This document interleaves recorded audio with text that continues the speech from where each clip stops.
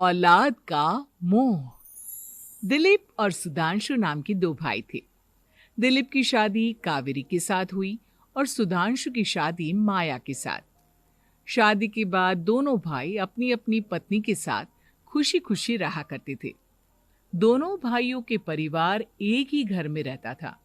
साथ में खाना, साथ में घूमना, कुल मिलाकर दोनों भाइयों का परिवार खुशहाल परिवार था। कुछ सालों के बाद दिलीप की पत्नी कावेरी को एक बेटा हुआ। भैया, आज मैं बहुत खुश हूँ।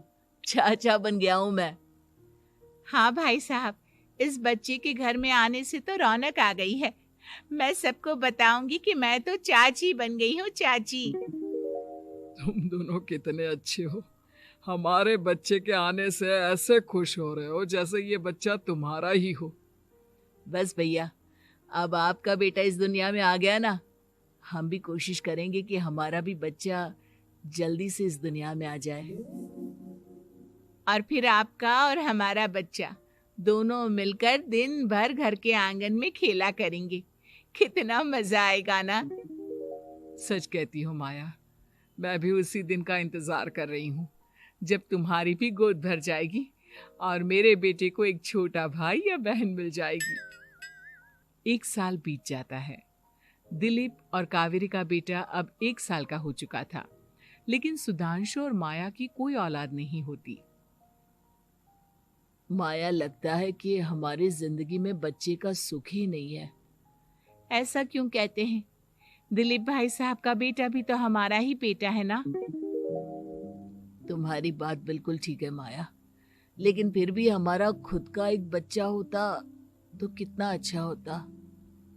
हाँ, कावेरी भाभी भी हमेशा कहती हैं उन्हें अपने बेटे के लिए एक छोटा भाई या बहन चाहिए।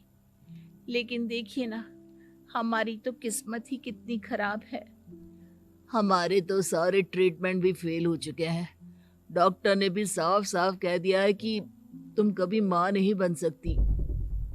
वही तो सुधांशु, बहुत बुरी किस्मत है हमारी। लेकिन माया, हम अपनी किस्मत को इतना क्यों कोस रहे हैं?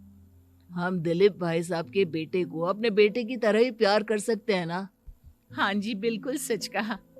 मैं भी वैसा कर सकती हूँ। चाची हूँ, उसे छोटी माँ का प्यार नहीं दूंगी क्या? कुछ दिनों के बाद दिलीप का एक दोस्त दिलीप से मिलने के लिए आता है। अरे क्या बात है दिलीप, बधाई हो बधाई। और घर तो काफी बड़ा है तुम्हारा। वैसे तुमने अपने बेटे के बारे में क्या सोचा है?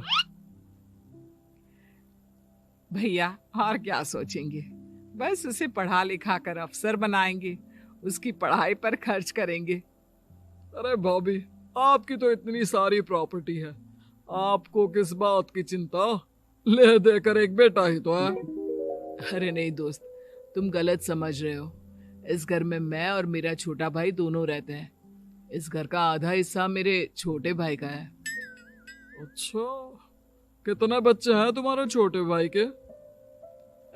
भैया, उनके साथ ना कुछ प्रॉब्लम है। मेरी देवरानी कभी माँ नहीं बन सकती। अरे फिर किस बात की चिंता? अरे मैं तो कहता हूँ अपने बेटे के भविष्य के बारे में सोचिए ही मत। बस ये घर उसके नाम करवा दीजिए। देखिए, आपके भाई का भी कोई बच्चा नहीं है तो सब कुछ आपके बेटे को ही मिलना चाहिए। लेकिन ऐसा करना क्या सही होगा? अगर उनका बच्चा नहीं है तो क्या हुआ? ये घर आधा उनका है, उनकी जो मर्जी है वो करे। अरे कैसी बात करते हो? उनकी कोई औलाद नहीं है, वो क्या करेंगे प्रॉपर्टी अपने नाम रखकर? हाँ, वैसे भाई साहब, आपकी बात तो बिल्कुल सही है। अब जो कुछ भी है वो हमारे बेटे का ही तो है। आखिर वही तो इस घर के वंश को आगे बढ़ाएगा। मैं कल ही देवर जी से बात करती हूँ। अगले दिन सुधांशु और माया, इधर आओ। तुम दोनों से एक बहुत जरूरी बात करनी है मुझे। बताइए ना भाभी, क्या बात है? आपको कहीं जाना है तो आप अपने बेटे को मेरे पास छोड़कर जाइए। मैं ही पूरा दिन रख लूंगी उसे। अरे नहीं माया, वो तो मुझे पता है। मैं किसी और चीज के बारे में बात करना चाहती हूँ। बताइए ना भाभी, क्या बात है? देखिए देवर जी, आपका कोई बच्चा है नहीं, लेकिन मैं जानती हूँ कि आप हमारे बेटे को अपने बेटे की तरह ही प्यार करते हैं। भाभी, बेटी की तरह नहीं, वो हमारा ही बेटा है। मेरे लिए तो वो मेरा ही बच्चा है।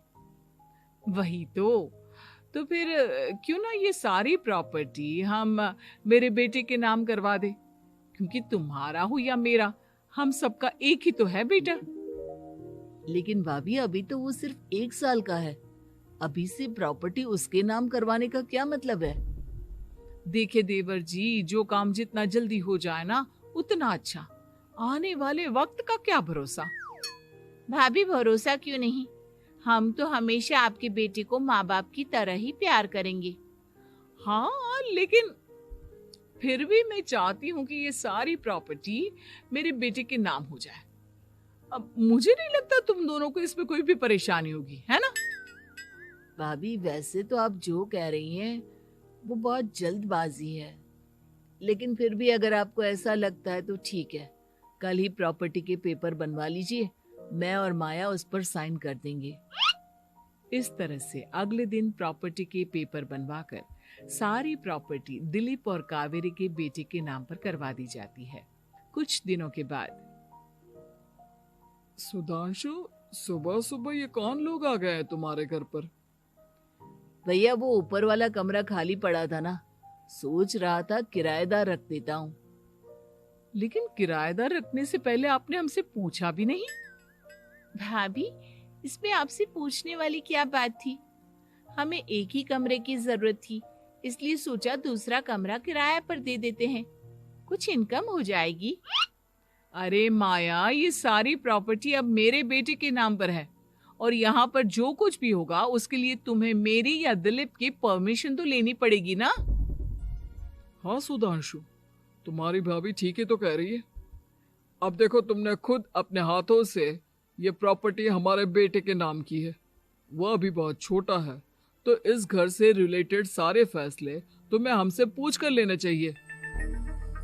भाभी, हमें तो लगा था कि आप हम लोगों से बहुत प्यार करती हैं, लेकिन आप तो हमारे साथ भेदभाव करने लगी। अरे, इसमें भेदभाव करने वाली क्या बात है?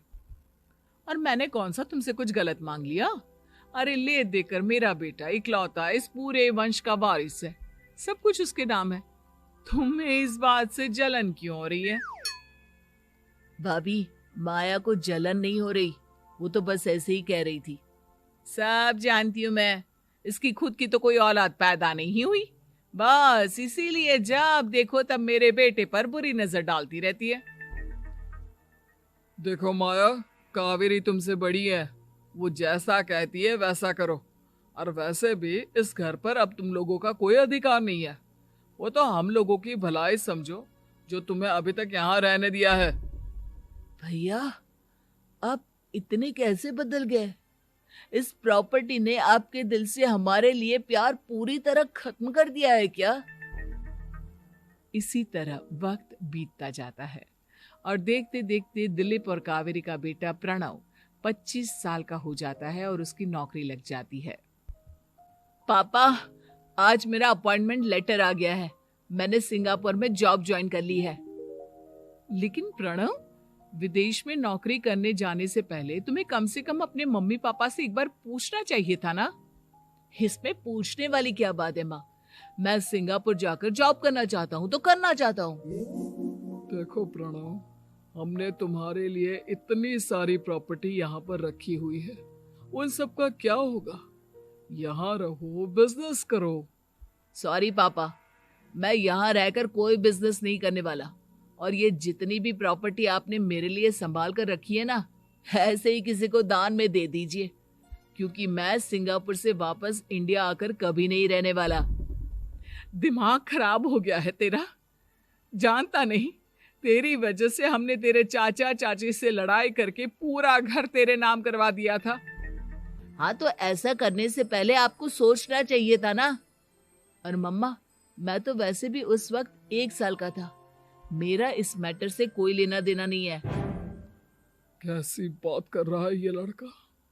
अरे तेरी वजह से अपने छोटे भाई से दुश्मनी लेकर बैठा हूं मैंने तो उसे घर से भी निकाल दिया। जानता नहीं तू, बाजू वाले घर में एक छोटा सा कमरा किराए पर लेकर रहते हैं तेरे चाचा चाची, और ये सब मैंने तेरे लिए किया। देखिए पापा, आपने जो कुछ भी किया अपने लिए किया। मैंने आपसे कब कहा था कि मुझे ये प्रॉपर्टी और घर चाहिए? और वैसे भी अपने भाई के साथ इस तरह का बिहेव करके आपने कोई अच्छा काम तो किया नहीं। तू सही कह रहा है बेटा, हमने तेरे चक्कर में अपने छोटे भाई जैसे देवर और बहन जैसी देवरानी को इस घर से निकाल दिया। बहुत बड़ी गलती हो गई मुझसे। ठीक है मॉम, तो अब आप अपनी गलती सुधारो, लेकिन मुझे तो फॉरेन जाना है, मैं वहीं जाऊंगा। अब आगे क्या करना है ये आपका डिसीजन है। और प्रणव सिंगापुर जॉब करने के लिए चला जाता है। कुछ दिनों के बाद जब दिलीप और कावेरी को अपनी गलती का एहसास होता है तो वो सुधांशु के घर पहुंचती है। सुधांशु, माया, हमें माफ कर दो, हमसे बहुत बड़ी गलती हो गई। क्या हुआ भाभी? आज इतने सालों के बाद आप हम गरीब लोगों के घर क्या करने आई हैं? भाभी, हमने तो खुशी खुशी अपने भतीजे को सब कुछ दे दिया, अब हमारे पास कुछ भी नहीं बचा है। भाई, मुझसे बहुत बड़ी गलती हो गई। जो तेरे जैसे भाई को मैंने प्रॉपर्टी के चक्कर में घर से निकाला, और जिसके लिए मैंने ये सब कुछ किया, वो खुद ही विदेश चला गया।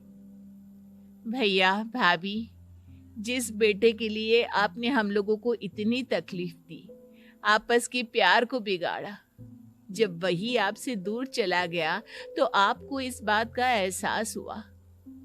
लेकिन माफ कीजिए, अब हम आपके साथ रहने के लिए उस घर में नहीं आ सकते। नहीं नहीं माया, ऐसा मत कहो, मुझसे बहुत बड़ी गलती हो गई। प्लीज वापस चलो, मैं वो घर फिर से तुम्हारे नाम कर देती हूँ। भाभी, मैं उस घर का क्या करूंगी? किसके लिए? मेरा कोई बच्चा नहीं। मैं तो बस जिंदगी भर आप लोगों के साथ प्यार से रहना चाहती थी। प्रणव को अपने बेटे की तरह प्यार करना चाहती थी, लेकिन आपने मुझसे वो अधिकार छीन लिया। भाभी और भैया, एक सवाल पूछना चाहता हूँ आप लोगों से। जो बच्चा कुछ ही दिन पहले दुनिया में आया हो, जिस बच्चे के भविष्य का आपको पता ही ना हो, उसके लिए अपने पुराने रिश्तों को तोड़ देना, अपने सगे रिश्तेदारों से दुश्मनी मोल लेना, उनके साथ झगड़ा करना, उनकी बेइज्जती करना, क्या ये सही है? कम से कम हमें सही वक्त का इंतजार तो करना चाहिए ना। सिर्फ प्रॉपर्टी के लिए अपने सगे भाई को घर से निकाल दिया, वो भी अपने 1 साल के बेटे के लिए। क्या ये वाकई में सही था? जवाब